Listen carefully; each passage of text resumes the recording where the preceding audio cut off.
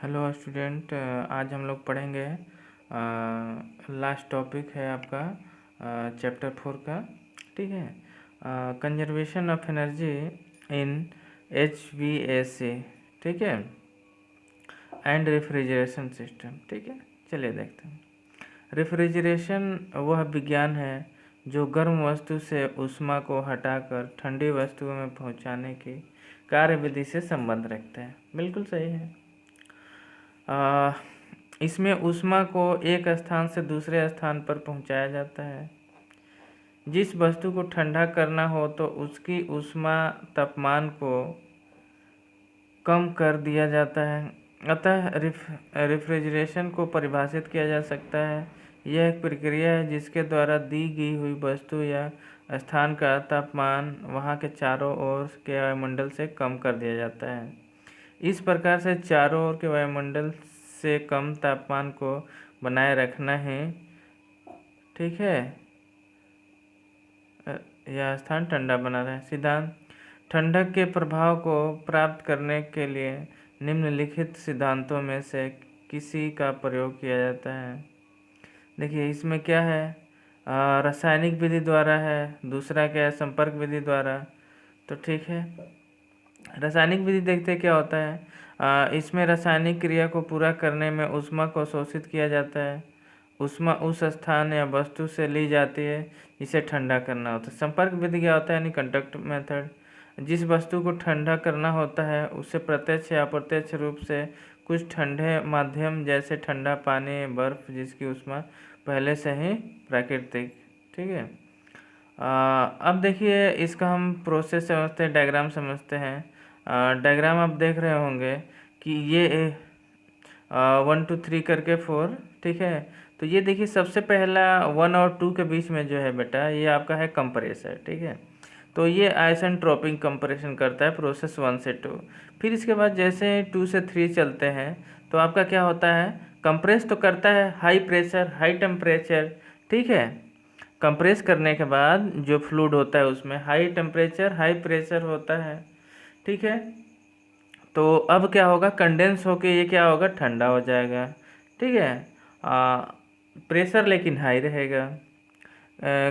Condense होगा तो ये ठंडा होगा। फिर यहाँ से क्या होगा, 3 से 4 के बीच में क्या रहेगा, आपका हाई प्रेशर रहेगा। जैसे ही एक्सपेंशन वाल्व बेटा आपका क्या होगा, पार करेगा, यानी 4th पॉइंट अगर जैसे ही पार किया तो पहले से तो टेम्परेचर लो हो गया कंडेंसर के थ्रू। फिर इसके बाद क्या हो जाएगा, आपका प्रेशर भी लो हो जाएगा। तो जैसे ही प्रेशर और टेम्परेचर दोनों लो हो गया और यहाँ पे जो इवेपोरेटर में वस्तु रखी गई है वो गर्म रखी गई है, तब होगा क्या कि ये हीट को ऑब्जर्व कर लेगा और फिर ये वेपर बन जाएगा और टेम्परेचर बढ़ जाएगा। तो फिर ये 4 से 1 कहाँ जाएगा, ये इवेपोरेटर में, फिर इसके बाद चला जाएगा पुनः कंप्रेसर में।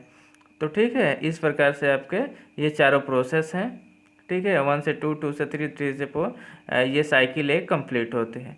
अब बेटा देखिए आते हैं हम लोग desirable property of the refrigerant. कि रेफ्रिजरेंट उसको कहते हैं बेटा कि जो फ्लूइड उस साइकिल के अंदर चलती है वही हमारा जो ऑयल होता है या जो फ्लूइड होता है उसी को हम लोग रेफ्रिजरेंट के नाम से जानते हैं। ठीक है, तो देखा जाए रेफ्रिजरेंट, पहले तो देखा जाए थर्मोडायनेमिक प्रॉपर्टी। क्रिटिकल टेम्परेचर क्या होना चाहिए, शुड भी हाई होना चाहिए। Specific heat of refrigeration in liquid phase must be low and, ठीक है, in vapour phase must be high. Enthalpy of vaporisation should भी हाई होना चाहिए। थर्मल हीट कंडक्टिविटी शुड भी हाई होना चाहिए। Freezing point should be low. Specific volume of refrigerant at inlet of compressor should be लो।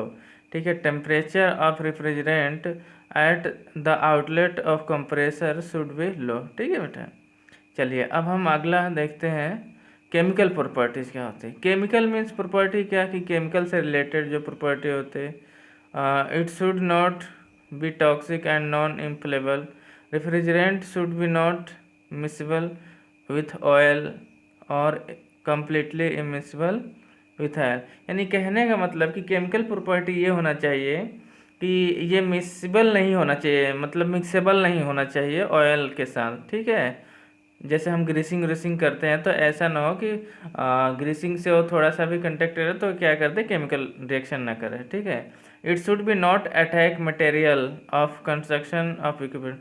मान लीजिए अगर हमारा लिक्विड लीक भी करता है तो अगर फ्लूइड से टच भी हो जाए तो वो टॉक्सिक नहीं होना चाहिए, ठीक है। फिजिकल प्रॉपर्टी क्या है, इट विस्कोसिटी शुड बी लो होना चाहिए, यानी क्या होना चाहिए, बहुत कम ही विस्कोसिटी होना चाहिए, आसानी से ये रन करे। There should be no leakage tendency, यानी ऐसा रेफ्रिजरेंट चुने कि लीकेज की टेंडेंसी क्या हो, बहुत कम ही हो, ठीक है। अब देखिए हम लोग कंटेक्ट विधि द्वारा पढ़ रहे थे, तो इस विधि द्वारा अथवा अन्य द्वारा हटा दी गई हो, संपर्क में लाया गया इस प्रकार से वर्ष या ठंडा पानी उस वस्तु की ऊष्मा को ले लेता है। यांत्रिक द्वारा अथवा ऊष्मा ऊर्जा के द्वारा हीट पंप को चलाया जाता है, जिससे ऊष्मा कम तापमान के क्षेत्र से निकाल दी जाती है और समाप्त कर दी जाती है। रेफ्रिजरेशन के उपयोग देखिए क्या है हमारे दैनिक जीवन में। पहले तो क्या है कि आराम, ठीक है, तो एयर कंडीशनिंग हो गया, सिनेमा, हॉस्पिटल, आवास हो गया, भवन, नृत्य, रेस्टोरेंट हो गया और डिपार्टमेंटल स्टोर हो गया, ठीक है, ठीक है। एयर कंडीशनिंग की जाती है। औषधियाँ क्या है कि हम लोग चाहते हैं कि औषधियाँ भी जो हैं हमारे आराम से रहें और सुविधाजनक रहें और ख़राब ना हो, इस वजह से हम लोग क्या करते हैं, औषधि निर्माण व भंडार, सर्जरी कार्य, रक्त और मानव टिश्यू जैसे आँख आदि की सुरक्षा प्रदान करने हेतु रेफ्रिजरेशन की आवश्यकता होती है। जैसे कि आप देखे होंगे कि जहाँ पे हमारे आँख के टिश्यूज या कोई भी हमारे बॉडी के टिश्यूज रखे जाते हैं रेफ्रिजरेशन सिस्टम में, ब्लड भी रेफ्रिजरेशन सिस्टम में ही रखा जाता है ताकि वो वेस्ट ना हो, ख़राब ना हो, ठीक है। तो रेफ्रिजरेशन बहुत ही ज़रूरी है। अब खाद्य पदार्थों की ओर चलते हैं, तो खाद्य पदार्थों को सुरक्षित करने के लिए भी क्या करते हैं, हम रेफ्रिजरेशन का ही यूज करते हैं, ठीक है। अब उद्योग में देखें, टेक्सटाइल मिल, काटन मिल, गैसों की फैक्ट्री, ठीक है, हेतु अपने कार्यों के लिए मशीन, टूल, उद्योग के आदि के लिए, ठीक है, बिल्कुल सही। एक्चुअली होता क्या है कि जैसे हम मान लीजिए कंडीशनिंग करते हैं तो वहाँ के जो वातावरण होता है, धूल कण हमें नहीं उड़ते हैं, ठीक है। सबसे बड़ी चीज़ हो गई कि जहाँ वार्मिंग हो रही है, गर्मी हो रही है, वहाँ सबसे बेनिफिशियल होता है हमारा एयर कंडीशनिंग। तो सबसे एयर कंडीशनिंग का जो यूज होता है, जैसे कंप्यूटर, लैपटॉप जहाँ चलते हैं या मोबाइल शॉप होता है, उसको हम लोग क्या करते हैं, अधिकतर हम उसको कूलिंग करके रखते हैं, यानी, ठीक है। अब देखिए शीतलन उपकरण में ऊर्जा दक्षता अनुपात क्या होता है, ठीक है। शीतलन उपकरण का ऊर्जा दक्षता अनुपात किसी दिए गए ऑपरेटिंग बिंदु पर लगाए गए विद्युत ऊर्जा वाट में एवं उपलब्ध शीतलन ऊर्जा BTU का अनुपात EER की गणना सामान्यतः 95 फ़ारेनहाइट बाह्य टेम्परेचर और 80 फ़ारेनहाइट तथा 50% सापेक्ष तापमान के अंतर गणना किए जाते हैं, ठीक है। गर्म वेंटिलेशन एंड एयर कंडीशनिंग, ठीक है, इसमें ऊर्जा बचत निम्न प्रकार से है। एयर कूलर कंडेंसर के स्थान पर वाटर कूलर कंडेंसर का प्रयोग करना चाहिए। विद्युत शुल्कों को कम करने के लिए गैस संचालित प्रशीतन का उपयोग करना चाहिए, ठीक है। अब देखिए ठंड के मौसम में चिलर बंद करके ही रखना चाहिए। देखिए बेटा, आप लोग चिलर का मतलब ये मत समझिएगा कि खुदरा पैसा होता है, ठीक है। चिलर का मतलब होता है कि जो आपका फ्रीजर होता है, आप फ्रिज में देखिएगा, ये टॉप के हिस्सों में होता है, सबसे ऊपरी हिस्सों में होता है, एक बॉक्स की तरह होता है। अगर कोई भी चीज़ हम वहाँ पे रख देते हैं तो वो जल्दी ही, चाहे गर्मियों के दिनों में या ठंडी के दिनों में, वो जल्दी ही किसी बॉडी को ठंडा कर देता है, ठीक है, शॉर्ट टाइम में। तो उसी बॉक्स को हम लोग हिंदी में, इंग्लिश में फ्रीजर बोलते हैं और हिंदी में चिलर बोलते हैं, ठीक है। तो यानी ठंडी के मौसम में चिलर बंद कर देना चाहिए। ठंडी में तो वैसे ही ठंडी रहती है, तो हल्का मतलब एक बार स्टार्ट किया, फिर हमने फ्रीजर को क्या कर दिया, बंद कर दिया, ठीक है। सरल संकेतों के समय समय पर जांच करें। यानी जो आपके फ्लूइड है उसकी जो समय समय पर जांच करनी चाहिए कि मतलब ऐसा तो नहीं है कि फ्लूइड लीक हो गया या फ्लूइड कम हो गया, ठीक है। हवा और पानी के रिसाव के लिए सदैव निरीक्षण करते रहना चाहिए। क्लियर है? चलिए अब हम अगले पॉइंट पे चलते हैं। फ्रिज का प्रयोग करते समय निम्न प्रकार से ऊर्जा का संरक्षण कर सकते हैं, ठीक है। देखिए अब क्या है कि फर्स्ट पॉइंट कि फ्रीजर इसे 37 डिग्री फ़ारेनहाइट से 400 डिग्री फ़ारेनहाइट पर रखा जाना चाहिए और फ्रीजर को 50 फ़ारेनहाइट और इसमें स्वचालित आर्द्रता नियंत्रित होनी चाहिए। हमें फ्रिज की पूर्णतः भरा रखना चाहिए और इसकी स्थिति ऐसी होनी चाहिए कि वह बाह्य सतह पर सीधे सूर्य का प्रकाश न पड़े। बिल्कुल सही है, इस पे सूर्य का प्रकाश नहीं पड़ना चाहिए और दीवार से भी नहीं चिपकना चाहिए, ठीक है।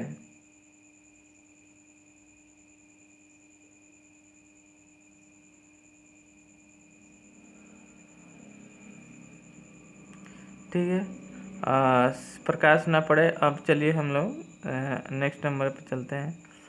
यदि फ्रिज का दरवाज़ा ठीक से बंद नहीं होगा तो वह अधिक ऊर्जा का उपयोग करेगा, ठीक है। इसीलिए हमें बेटा क्या करना चाहिए कि समय समय पे time to time door open नहीं करना चाहिए। अधिक देर तक हमें डोर खोल के छोड़ना भी नहीं चाहिए। खुले तरल पदार्थ फ्रिज में नहीं रखने चाहिए, ठीक है, क्योंकि यह कंप्रेसर पर अतिरिक्त भार डालेगा। बिल्कुल सही है। फ्रिज में भोजन रखने से पहले उसे कमरे के तापमान तक ठंडा कर लें। बहुत लोग सोचते हैं कि तुरंत रख दिया जाए, तो कभी भी तुरंत नहीं रखना चाहिए, क्योंकि फ्रिज में रखने वाली बॉडी जो जितना ही गर्म रहेगा उतना ही हमारे कंप्रेसर को ज़्यादा वर्क करना पड़ेगा। तो कंप्रेसर जैसे ज़्यादा वर्क करेगा तो बिजली ज़्यादा लेगा, ज़्यादा वर्क करेगा तो कंप्रेसर क्या होगा, हीट होगा। कंप्रेसर हीट होगा तो जिस रूम में रखे होंगे वो आपकी रूम हीट होगी, ठीक है। तो इसलिए कोशिश ये करना चाहिए, क्या करना चाहिए कि पहले उस सब्सटेंस या खाद्य पदार्थ को रूम टेम्परेचर पर ठंडा करके फिर इसके बाद ही फ्रिज में लगाना चाहिए, ठीक है। 5वां नंबर देखते हैं बेटा, फ्रिज का दरवाज़ा बार बार नहीं खोलना चाहिए, जैसे कि हमने बताया। बिल्कुल सही है। अगर बार बार दरवाज़ा खोलते हैं तो इवेपोरेटर जो आती है गैस, वो क्या करेगी, क्या करेगी, नहीं, कंप्रेसर को अधिक से अधिक कार्य करना पड़ेगा। अब बेटा हम लोग देखते हैं मेन जो है इसका लास्ट में लीकेज भी बहुत महत्वपूर्ण है, ठीक है। देखिए लीकेज ज्ञात करने के लिए निम्न विधियाँ का प्रयोग की जाती है। तो एक पहला जो होता है झाग विधि होता है। जैसे मान लीजिए जिस साइकिल में आप देखे होंगे कि फ्रिज के पीछे कंडेंसर लगा होता है, उसमें बहुत सारे जाल की तरह बने होते हैं, मतलब जाली नुमा, ठीक है, एकदम जैसे बहुत पतली पतली तार होंगी, उससे एक पाइप गया होता है। तो वो पाइप होता क्या है एक्चुअली, जैसे ही कंप्रेसर से कंप्रेस होकर फ्लूइड आता है तो वो हमारे वातावरण में क्या होता है, कूल होता है, यानी कंडेंस होता है धीरे धीरे, ठीक है। तो उस वायर में या कहीं भी किसी साइकिल में जहाँ प्रोसेस हो रहा है कि हमारी जो रेफ्रिजरेंट है उसमें जो रन कर रहा है फ्लूइड, तो ऐसा तो नहीं कि वो कहीं लीक कर रहा है। तो इस लीक को ज्ञात करने के लिए क्या है, 3 विधियां हैं, ठीक है। तो देखिए पहला जो विधि है झाग विधि द्वारा है, ठीक है। यह विधि लगभग सभी रेफ्रिजरेटरों में प्रयोग की जाती है। साबुन का घोल अथवा किसी अन्य डिटर्जेंट का घोल लीकेज वाले भाग और ज्वाइंटों पर लगाया जाता है लीकेज होने पर झाग में। जैसे देखिए क्या है कि जैसे हम लोग चेक करते हैं ना कि साइकिल का जो है ट्यूब जो होता है कहाँ पे पंचर है, तो हम लोग पहले क्या करते हैं कि ट्यूब में हवा भर लेते हैं, फिर इसके बाद क्या करते हैं कि साबुन का घोल होता है या पानी को थोड़ा सा हम गंदा कर देते हैं, तो उसमें जब हम ट्यूब को रोटेट करते हैं तो जहाँ पे एयर निकलती है तो वो एयर जैसे ही निकलता है तो अगर कोई भी अगर साबुन का घोल या डिटर्जेंट का घोल होता है, वो क्या बनाने लगता है, झाग बनाने लगता है। तो हमें प्रेशर की वजह से झाग बनने लगता है। तो हम लोग समझ जाते हैं कि साइकिल के ट्यूब में यही लीक है, ठीक है। तो उसी तरह हम लोग क्या करते हैं कि जितने भी उस वायर में, उस नली में ज्वाइंट होते हैं, सबसे पहले हम लोग क्या करते हैं, जो झाग होता है या वाटर होता है, जो सोलुबल वाटर होता है सॉप का, हम क्या करते हैं, उस पर डालते हैं। तो जैसे ही हम लोग डालेंगे तो वहाँ पे अगर लीक होगा तो वो क्या करेगा, झाग पैदा करेगा, ठीक है। अब देखिए जो दूसरा मेथड है वो है हैलाइड टार्च विधि। ये कुछ नहीं होता है, जैसे हमारा टार्च होता है उसी प्रकार से एक हैलाइड टार्च होता है, ठीक है। यह टार्च की भांति होती है, बिल्कुल सही, जैसे कि अभी हमने बताया। इसमें कार्बन एलिमेंट होता है जो मिथाइल अल्कोहल या हाइड्रोकार्बन की लपट से गर्म होता है। इस टार्च में प्रयोग होने वाले ट्यूब के द्वारा लपट के जलने से कार्बन एलिमेंट पर वायु खींचती है, ठीक है। लीकेज होने पर यह लपट का रंग रंगीन हो जाता है। इस ट्यूब के भिन्न भिन्न जोड़ों पर अथवा लीकेज होने की संभावना वाले स्थान पर ले जाए जाते हैं। कम लीकेज होने पर लपट का रंग हल्का हरा और अधिक लीकेज होने पर नीला रंग होता है। यानी बेटा कहने का मतलब कि अगर हल्का लीकेज है तो वो कैसा होगा, हरा होगा, और ज़्यादा लीकेज है तो उसका रंग कैसा हो जाएगा, नीला हो जाएगा, ठीक है। अब हम देखते हैं बेटा इलेक्ट्रॉनिक डिटेक्टर, ठीक है। दो मेथड आपने पढ़ लिया, कौन कौन से हो गए, एक तो आपका हो गया झाग विधि, दूसरा कौन सा हो गया, हैलाइड टार्च विधि, और जो थर्ड है आपका बेटा इलेक्ट्रॉनिक डिटेक्टर। डिटेक्टर मतलब होता है डिटेक्ट करने वाला, पकड़ने वाला, पाने वाला, ठीक है। चलिए तो हम इसके बारे में भी पढ़ते हैं। यह विधि भिन्न भिन्न लीकेज बताने के उपकरण हैं। यह इलेक्ट्रॉनिक प्रतिरोध बताता है। जब कहीं लीकेज होता है, लीकेज होने पर प्रतिरोध में धारा प्रवाहित होने लगती है। कम लीकेज होने पर कम धारा प्रवाहित और अधिक लीकेज होने पर अधिक धारा प्रवाहित होता है। धारा के कम व अधिक होने पर इसमें लगा लैंप भी कम व अधिक प्रकाश देने लगता है, ठीक है। अब देखिए बेटा लीकेज को हम लोग दूर कैसे करते हैं, बिल्कुल सही।